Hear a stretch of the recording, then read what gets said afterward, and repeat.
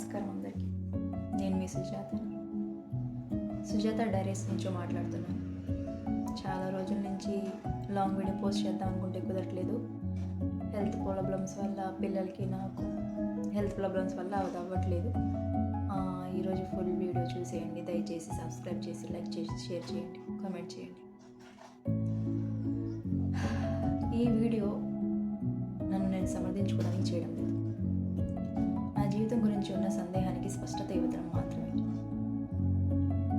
చాలామందికి ఒకే ఒక ప్రశ్న ఉంది, నాకు పెళ్ళి అయిందా లేదా అని. అవును, నాకు పెళ్ళి అయ్యింది. నేను భార్యను, నేను తల్లిని కూడా.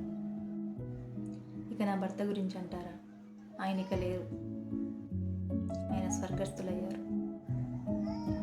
ఇది నేను అనుకోనిది. ఇది నా జీవితాన్ని తలకిందులుగా చేసిన నిజం. 5 ఏళ్ల వివాహిక జీవితంలో ప్రేమ, భద్రత, ఆశలను అన్నీ చూశాను.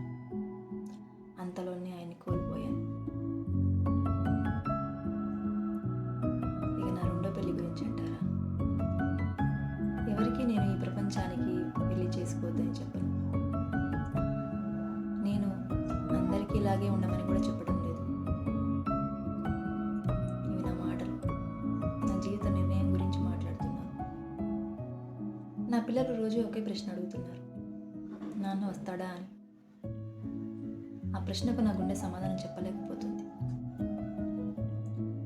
ఇలాంటి పరిస్థితుల్లో నాకు కావాల్సింది మరో భర్త కాదు, నా పిల్లలకి బలమైన తల్లి. ఈ ఛానల్లో నా బాధను అమ్మడం లేదు, నా అనుభవాన్ని పంచుకుంటున్నాను. అర్థం చేసుకున్న వాళ్ళకి నా మాటలు బలమవుతాయి, అర్థం చేసుకునే వాళ్ళకు నేను వివరణ ఇవ్వలేను.